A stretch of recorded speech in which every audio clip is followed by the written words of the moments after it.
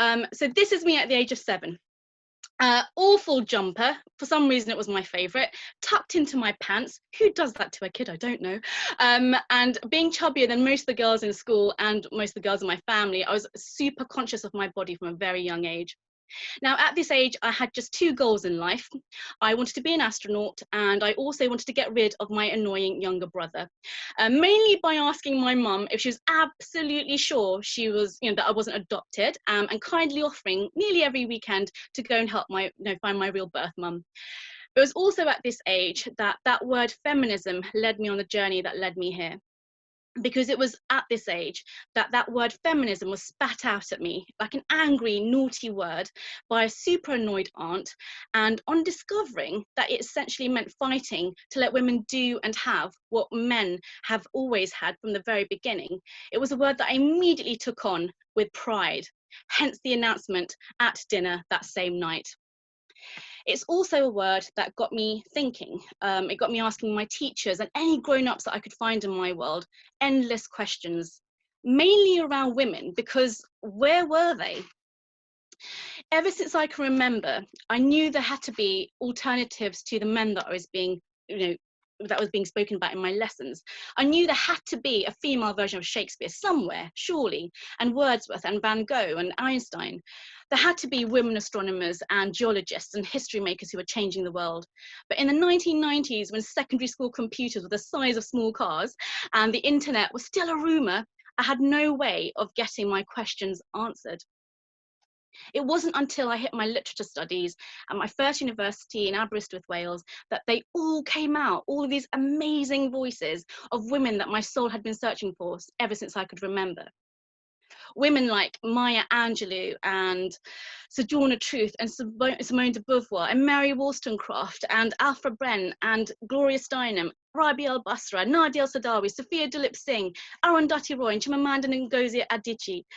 Adichie Ngozi. It was at university that I also learned that even having such things as universities was ignited by the creation of the very first one in Morocco, the University of Al-Qarawiyyin, founded, of course, in 1859 AD in Fez by Fatima al-Fihri. Now, I say, of course, because creations and leaps of achievements in the Eastern world have still to make it over here and heard about and championed in the Western world, and triply so if those changes have been made by a woman of colour or visible faith. Now, at university, I also came face to face with the fact that most of the greatest leaps in science and astronomy claimed by men had been made on a foundation of works and skills gifted by and unceremoniously taken from women, called as they were mainly human computers at that time. Magnificent women whose stories we're only just beginning to hear about after centuries and decades of their being oppressed and erased and buried, and which are finally making it onto our bookshelves and into our airwaves. Stories that all of us, I deeply believe, no matter who we are, no matter what walk of life we come from, have a duty to find out, to pay homage to respect and unleash on this world of ours, not just for the sake of ourselves or our foremothers or the girls and women yet to come, but also for the men of our world too, so that we can all understand that we weren't ever the second sex, as Simone de Beauvoir termed us. We've always just been depicted as such, sold as such, by the ruling voices. Voices which govern everything from our school textbooks to what we view as worthy of being listened to or watched and read. Now, after university, after having learned all of this and having met these incredible women whose voices I'd never heard of before, I knew I wanted to do just one thing. I wanted to work in women's rights fields. And after various detours in the arts sector and hitting a lifestyle magazine en route, I finally did it. I began to work on highlighting women's plights and needs in various human rights charities. And that was really it. That was going to be my life. I was really happy doing all of those things. And I never envisioned setting anything of my own up because I had seen what it cost those that did, and I didn't want any part of it. I was more than happy to have other bosses, other people, other groups of people to work with and for. But at 4:41 p.m. on 5th of July 2011, everything changed, because that was the moment that a phone call rang. That phone rang, I picked it up, and the words that were gifted to me shot my world to pieces. That phone call was made to tell me that my aunt, that this beautiful woman had had her life taken from her by a man that she had been trying desperately to escape for 6 years. My aunt Mumtahina Rumajannat came crashing into my life in 2005 after she first rang my mum from a woman's shelter. It was a safe space she had been placed in to safeguard her from a man who wanted to control and harm her as much as he could, along with their 2 baby daughters. Her murder at his hands came years after fighting in the courts, fighting children's services, inept lawyers, telling everyone and anyone that she could that they needed to listen to her and heed her warnings. But racism, sexism, Islamophobia, and I believe a deep, almost pathological inability by our most powerful agencies to take women seriously, let alone a woman of visible faith and colour, led her truths to be dismantled, challenged, questioned, and pulled apart at every turn. After all, her abuser was charming and friendly and was taking anger management classes. And he was so in love with her that he couldn't possibly give her a divorce, despite the 5 years of her asking. So who was she to dispute his facts and his realities? Now, in court one day, in trying to tell the judge that she was genuinely frightened for her life and for her 2 little girls, she was told to stop it. The judge told her to stop being a silly woman. Words on record that led to full access being granted to her abuser, to her 2 daughters, and of course the sealing of her fate. Now, to this day, I have not met that judge, but I do want to meet him. I also want to meet all the other representatives of services whose job it was to protect her. And I want to know if they feel any remorse in letting my aunt's killer have the key to ending her world, just as they're letting the keys be given to other men in this world to do just the same thing. It's a story whose ending goes on and on and on, week in, week out, all around us, to women on our streets and in our towns and in our cities, and who should be alive today to see another International Women's Day, but who aren't. It was only after my aunt's murder that my mum told me how that day in court and that judge's words actually broke and completely destroyed my aunt's willingness to fight anymore. How she had uttered the words, "They don't care if he kills me. They only see me as a silly brown woman with a scarf on her head, and I can't fight them anymore." Silly brown woman with a scarf on her head. Words any Muslim woman or woman of visible faith will identify with having heard or being made to feel at least once in her lifetime, usually accompanied by a seeming threat, as if the additional wearing of cotton and silk on one's head makes a woman even less of a woman worthy of being heard or respected, and of course somehow dangerous as well. Now, after my aunt's murder, I was infuriated. I was infuriated at the world, I was infuriated at myself and every agency I'd ever had faith in, from the police to social services to our justice system. I was angry at everyone.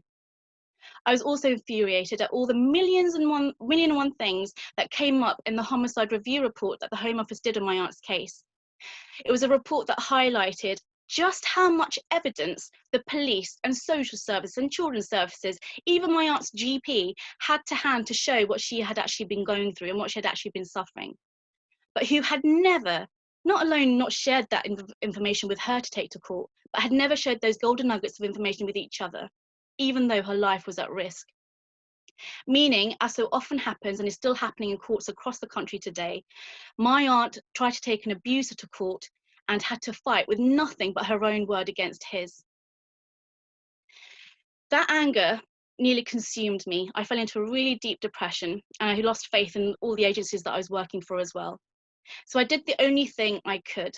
I set up a book club. And that's all that Making Her Street was ever really meant to be. A book club where I could talk about feminism and where I could talk about women's rights to friends and friends of friends and make sure that they knew what was going on, and to discuss what was going on in women's literature in the real world, and donate any money that we raised to a women's shelter in my aunt's name. And that was it. There was nothing more. There was nothing more that I planned to do with Making Her Street. But as many of you will know, once you tell a story, other stories emerge and things start to happen that you can't really grasp, let alone control. That book club triggered friends and friends of friends, men and women from all walks of life, to start telling me about things that had happened to them, about their experiences of abuse, or they began to start asking me if I knew of agencies and organisations that might be able to help someone that they loved. And because my anger had led me to write a very small article in The Guardian about my aunt, I began to be asked by local councils, which actually included Newham Council, and DVA departments to start speaking about my aunt's case openly. And suddenly, this tiny little book club, at which barely 6 people came, one time I was sitting there on my own for a whole hour, it began to morph and grow. I began to hold events, like, silly fun events like Alice in Wonderland parties and Roald Dahl parties and Harry Potter parties, to raise a bit more money for the shelters that I was trying to help. I launched a small website to allow more people to come and find out about the book clubs, and a Facebook and Twitter page. I could shout out about the things that more and more women's shelters were asking me for. Things like bed sheets and toothbrushes that I thought they already had, but of course they didn't. 9 years later, not only does Making History have some beautiful champions who help me deliver pre-packed suitcases to women's shelters or thousands of pounds worth of goods and funds every year, but we have helped get women onto trains to safety. We've paid for hotel rooms for rape and abuse survivors where there's not been a shelter bed available, which is probably now most of the country.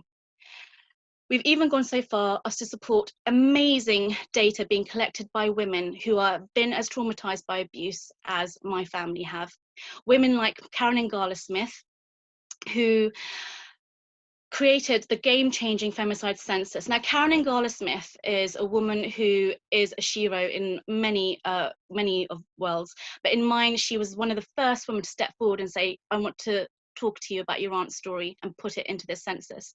Now, this census is a very simple thing. It counts and shows every face, every name, every story of every woman being killed in the UK by a man. Now, I thought that police agencies and other larger agencies would already be doing that, but it turned out that Karen had to start this movement in order for that to start happening and for a census to actually be created. So again, individual women picking up swords that should have been picked up a long time ago and trying to help save women's lives. And to top it all off, as Sue May so kindly pointed out, thanks to my incredibly supportive publishers, I published The Boy at the Back of the Class in 2018, so it's not been very long.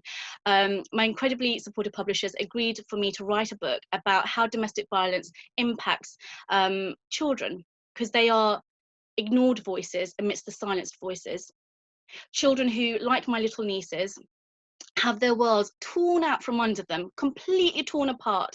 They lose everyone they've ever known and are taken into a shelter or a home or a refuge or a foster home without any access to knowing why it is that they're there. And they're expected to get on with it. They're expected to accept what goes on in society, a society that's well versed in moving on really quickly and trying to bury when a murder of a mum or a grandmother or an aunt has happened to a child by a man that they might know. Now, The Star Outside My Window was never a book that I intended on writing, but in researching what was out there for kids who had been through this and who were victims of homicide founded in male violence, I was really shocked to see that there was barely anything out there. And there is still not very much to help children who have been impacted by this level of male violence, to help them deal with the repercussions of it or to let them know that they're not alone. Now, the fact that they're not alone will be exemplified by the fact that by the end of this event, by the time you all log off and go to get your cuppers and get ready for the day's work, 100 calls will have been made to agencies across the land by women who are scared and really frightened of what's going on in their own home. That's just how not alone the kids and the women that we're trying to help are. Now, mobilising people for any cause is never easy. All of us are inundated by asks, and having to bear another one or having to make another one is really exhausting and at times really excruciating as well.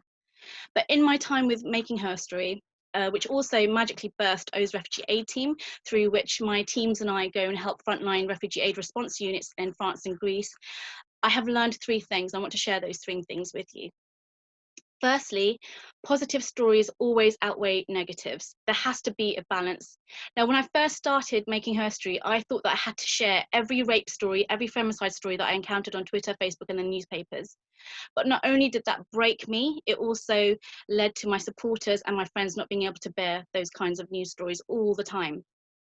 So I shifted gear to one of positivity and celebration, highlighting positive changes that were being made and the positive things that we could do to help those changes be made, such as lobbying the government or signing a petition or applauding women breaking barriers in the film industry and the media industry, any kind of industry, and championing books, of course, on women's, general awesomeness and, of course, what they're being forced to undergo in the world.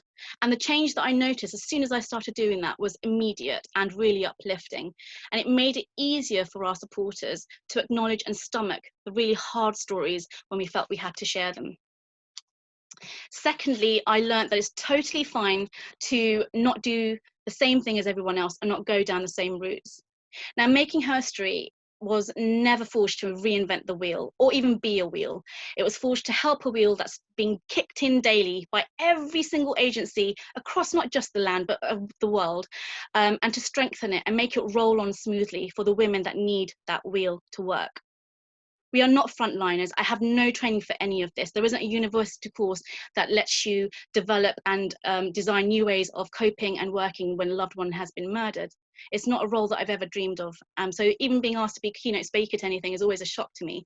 But it's a shock that I need to overcome and to fulfill. We are band-aiders. I call Making History a band-aiding organisation. We gift what we can to women and children in shelters who tell us what they need when they need it, in the hopes that maybe, just one day, maybe we might be able to help save lives, and in the long term, diminish male violence against women in all its forms, and a deep hatred of women. It sometimes feel like we're really hated when we try and speak out about things we need. And thirdly, if we are going to end this, if we're going to end women being harmed and bullied and silenced and even murdered every hour, every day across this earth of ours, then we need everyone on board. One of my biggest gripes when I went to women's marches or women's conferences when I was a teenager, especially and in my 20s, was that the room and those marches were filled with women. There's very rarely men in the audience, which made me feel as if we were crying out and trying to speak about our plight to those who are crying out as well. What about the other side of that fence? What about the men who could help us stop other men from hurting us? So I wanted a movement where anyone from any walk of life or identity or age or background or career could get on board and do their bit, no matter how small or big they might feel that bit to be, to help end violence against women. We're not there yet by no stretch of the imagination, but I do have hope. I see beginnings of hope everywhere. So I'm going to stop sharing now. So I'm here with you on Women's Day, International Women's Day, in memory of an aunt who was a mother and a beautiful friend who the world should never have lost, and running organisations that I never really planned on ever running or envisioned having to run. And I know you will all understand me when I say that for me, and all the amazing, brave, courageous, wonderful women and volunteers that I get to work with every single day is International Women's Day. It has to be. There's no other choice. Right now, in 2021, equal pay, equal access to schools and education and justice systems, freedom from female genital mutilation or enforced marriages, so-called honor killings, enforced trafficking and prostitution, safety from being a target of rape, both in peace and in war, abuse being perpetrated behind closed doors, inclusive of economic and domestic enslavement, all crimes perpetrated against women and girls in every postcode of every country in the world are just some of the things we women are still fighting to end. So far, across the UK, to date, as far as I know, I think it may be a little bit more now, 27 women have been murdered since the 1st of January this year alone by a man. And I can wager that 99% of this country's population won't know a single one of those women's names. Because unless their lives have been taken by a superstar athlete or a serial killer whose goriness fascinates the public, chances are their story and their life won't ever make it beyond page 5 of their local newspapers, even if they made it in. A signifier, if any was needed, of just how little women's stories and lives are respected. Now, all of this is going on whilst we are now battling those for whom even the mention of the word feminist or woman seems to be offensive and gives light to trolling or cancellation or threats and any other mode of bullying that can lead to women being silenced. Having had 13 such threats into my life just last week, I'm convinced that no one seems to be more offensive to some than a woman, especially if she happens to be of colour and in a hijab to boot, trying to state her needs, which are just as important as anyone else's, and those of the women she works with, by calling for more solutions and more choices, not less, because that's all I'm asking for, more choice, not less. But whilst the uphill climb is just to equality seems so hard and seems so long and seems so unending, I do know this, that when you know why you have to climb that hill, the hill that's been forcefully put in front of you, a hill that you never expected to have to climb, and you get to meet the hearts that you're climbing for and alongside, and for everyone that has climbed that hill before you and who is about to climb that hill behind you, the world of possibilities of equality and justice is on the other side, is not just a dream, it becomes more tangible. So the voices that you have and the steps that you're going to be taking in your worlds are absolutely everything. And we just have to remember that it's a power we all possess. It's a power that I think a lot of people don't want us to acknowledge, but we all possess it. And it's so important we take pride in it. So until we have a world in which women's needs, all women's needs and experiences and lives are being heeded and deeply respected, truly respected by everyone, we've got to keep climbing. So please keep climbing. We'll get there. I know we'll get there because we have to. If we don't, if we ignore, if we keep on going as we are, we will face more lifetimes, more International Women's Days, where instead of celebrating our achievements and working in a world that's really flourishing because of justice and equality, we'll go and mourning the lives of beautiful women who should still be here, just like my aunt, and trying to understand why so many women continue to be silenced in the way that they are. Thank you so very much for listening to me. I know it's not easy, but I really am so happy and proud to be here. It's a legacy of my aunt and my nieces that I speak my truth when I can, and I'm really excited for International Women's Day, and I really hope you have a beautiful one ahead. So I hope I haven't gone too over. I could probably have, but I think we're going to take some questions now.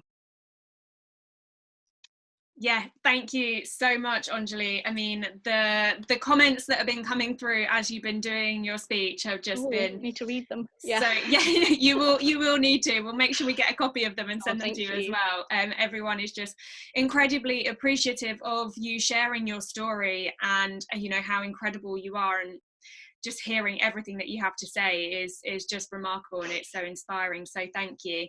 We do have a few questions that have come through, so I'm gonna start. So the first one is from Kat, who's actually from Media Trust. She says, is there a way for people to sponsor copies of The Star Outside My Window for children entering refugees or support services? That is so amazing. So we did actually have a little boy who is working on that right now. What I can do is I'll try and send you the link to his little crowdfunder. So he's actually a survivor of abuse and violence, and he himself was in a shelter for a few days, and he read the book, and it's now become his aim. So he's been doing it for the past half a year to get a copy of the book into every single shelter, and he's managed to do 102 so far. So and he's aged 10, so he's just wonderful. So I'll try and get you the link so that you can share that with everyone. Yeah, please do. That's incredible. Wow. Yeah, and that came out of the blue. I just suddenly got a message going, my son's read this, he absolutely wants to get this into every shelter, will you help him? And I was like, of course. So my publishers are giving him a discount on all the books that he can send them out. Amazing. Yeah, no, we'd absolutely love to be able to share that link, so thank you, that would be great. Next question is from Chloe at Sky Sports. She says, Anjali, I have loved hearing from you today. I have 2 young children who I'm actively trying to bring up as feminists. The problem I find is that where they are at school, not all children are being brought up with the same attitude towards women. What do you think needs to change in order for more people to be educated on all the important topics you have brought up today? I think it's access to stories, it's access to what's going on in the world, and access to friendlier versions of what's happening. I think there's a lot of books out there now about the especially in kids' libraries, about women who've struggled. So Maya Angelou, Angela Davis, all these amazing poets and stories coming out. Make sure they have access to those stories so they can get a deeper understanding, a friendly understanding of what's going on in the world, and a history of what's happened to women. I think once that is opened up to people and kids' parents as well, then they start to acknowledge that, oh yeah, these voices, where were they before? So I think that's really important. And also for, your wonderful two kids and yourself to talk about it, to speak about it, and not to be afraid to label yourself a feminist, and not to be afraid to explain why you're labeling yourself a feminist. I think that word is so kind of dragged down, and anything to do with women is so scary for everyone right now. So the more we speak about it, the more we are not afraid to own those words and to explain why we need to own those words and explain why they even exist right now. It's really important. So just keep talking and introducing friends and parents of friends to books that might help them get a wider vision of what's happened to women around the world in history. Amazing, thank you.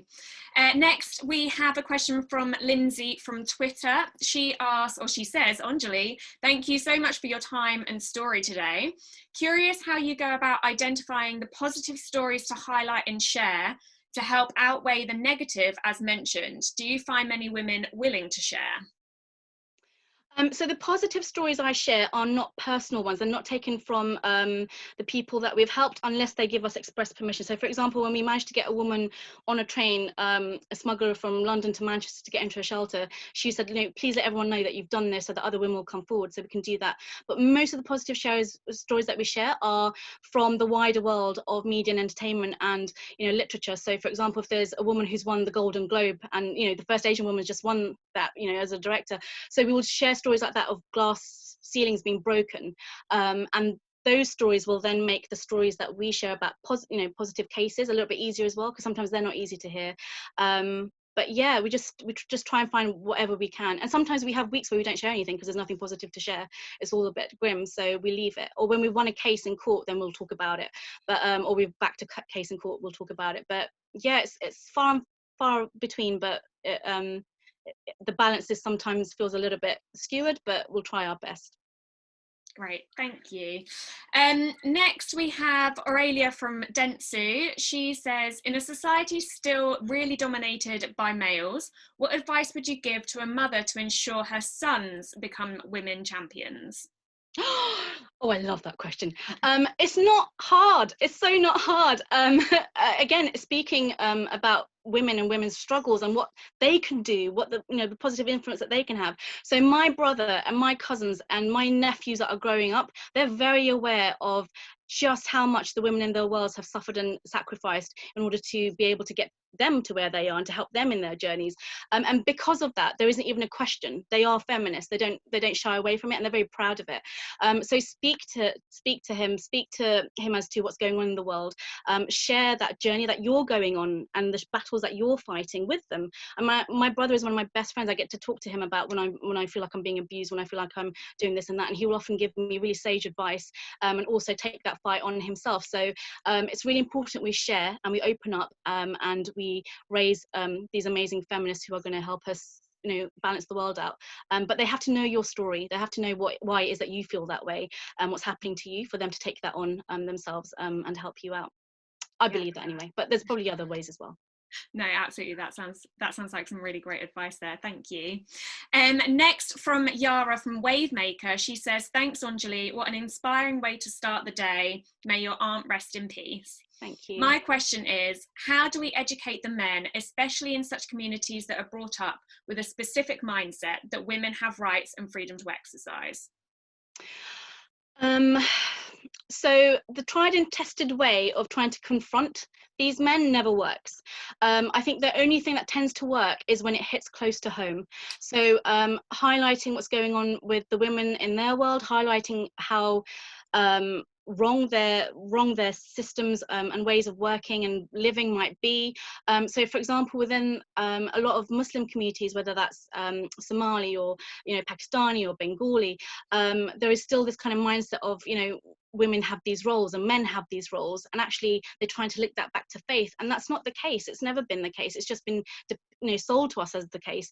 So going back and kind of arming ourselves with information and knowledge, and showing that actually this is the way that society crumbles if you act like this, and this is the way your daughters and your nieces and your sisters and your grandmother and your mother, this is the way that they will always be treated, and you want them to be treated that way. You know, kind of sharing those insights and those stories with them tends to start breaking them down. We need to have conversations. If we don't have conversations with them, we can't change anything. So having safe spaces for them to also talk about what they're going through, and be able to honestly put forward their views and accept being challenged. That's really important. We create those, and I don't think we have enough of them. But yeah, speaking to them and getting to sit down and speak to them honestly is really important. Yeah, I think that seems to be a bit of a running theme as well, is that it's all about conversation, and just not being afraid to speak up and have those conversations, no matter how awkward they might be, with anyone and everyone that you possibly can. That's the thing that's going to absolutely help to drive the change that we need. Yeah, and that could be a boss at work, it could be someone in your family, it could be someone that you know, a misogynist person that you meet on the streets, it could be anyone. But just stop and be calm and just speak to them if you can. It really does get them thinking. Yeah, absolutely. Cool. Just got a couple more questions for you, and then we will get going with the charity challenge. So Lindsay from DHSC says, thank you so much for sharing. I'm so moved and inspired. What do you do to look after your own mental health and maintain your amazing energy in the face of such trauma? Tea, chocolate, bubble baths, and a lot of crying to my girlfriends. The women of my world do save me. I'm able to also, I'm so lucky to have an amazing mother as well. So I speak to her about everything that I go through, apart from threats, because then she gets really freaked out. But having my world of women, and also really phenomenal men as well, like my brother, like my cousins, like male friends who are marching alongside me, getting to speak with them, cry with them, tell them what's going on, hear their ideas, move on. It really saves me. But a lot of Netflix as well. So yeah, there's lots of ways that I take care of myself. Yeah. And sometimes I do switch off. I do switch off Twitter. I do switch off Facebook, because you just can't take it. There's a lot of stuff out there, you know, a lot of noise. So self-care, I think, especially in this age where communication and media is everything, switching off from it and getting some breathing space, and then coming back to it and dealing with only the things that need to be dealt with. You don't need to respond to every single person. Yeah, that's also self-care. Yeah, no, absolutely. And I think we've all in recent times come to understand just how important self-care absolutely is, and just switching off. And yeah, if you need to eat chocolate and cry to your girlfriends, then that's what you do. Yeah, and also have fun with them as well, not just cry. Yeah, no, absolutely. So Sarah asks, or says, thanks for your wonderful presentation. You said your aunt was failed by social services and the police. What more could small local charities do to support and empower ethnic minority women? Oh, that's such a beautiful question. Thank you. I think what needs to be done is the voices need to be taken seriously. My aunt did tell social services time and time again that, for example, like the husband that she was trying to divorce, when they had, you know, those kind of, you go to a children's centre and you have, you know, neutral meeting points and the rest of it, he would bring the kids toys, and then he would phone her up later and threaten her to pay him back for those toys. So to the, you know, the social workers in the room, and to his kids, he was a superstar. But then, you know, behind closed doors, he was threatening her to pay her back all that money that he'd spent, literally, like, you know, £5.50 or whatever it was. But when she tried to tell people, they laughed it off. So there's a lot of diminishing of women's stories, especially if they're women from ethnic minority communities. And I think that needs to stop. If a woman is telling you that she is frightened, if a woman is telling you that, you know, she is going through all this, log it. Please log it. I think there's a lot of information that just gets lost because it's in conversation and nobody feels like, oh, this is important enough to log. Please log it and submit it with anything that you're, you know, doing to help this woman's case. And yeah, and if possible, share it. Share these fears with the police that might be involved in a case, or our lawyers, or whatever it is that you're allowed to do. But all that red tape and all that kind of ignoring the small signals, I think there needs to be greater work on that, absolutely, when it comes to women of colour. Brilliant. No, thank you so much. I'm going to finish with one more question. Apologies if I haven't managed to read out your question. Thank you so much to those of you who have submitted them. But I will, if you don't mind, Anjali, I'll just send you a little email with those questions that we haven't managed to get round to, so that I can then send on some answers. Thank you. But finally, we will end with, can you give any tips, 1, 2, or a few, however many you need, for the most effective campaign ideas to change hearts and minds as our charities are about to go into their charity challenge sessions?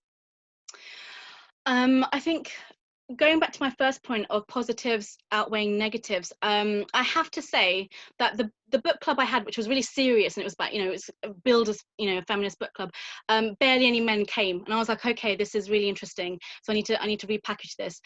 So when I started doing the fun things, like the Harry Potter dinners and the kind of roll doll picnics and stuff, more and more men started coming, and because they started coming, they started talking, and because they started talking, we began to see new ways of working with them in their fields, to help our cause.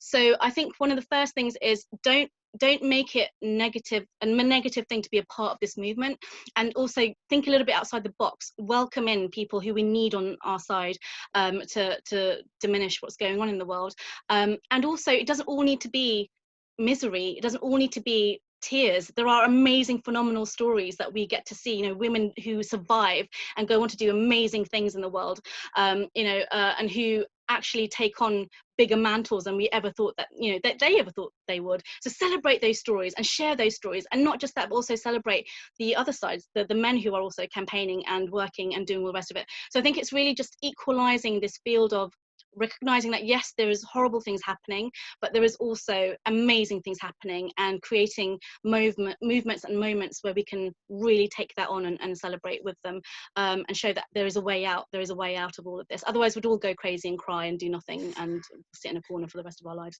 So it's really important we do that. And the second thing is, again, don't be afraid to own it.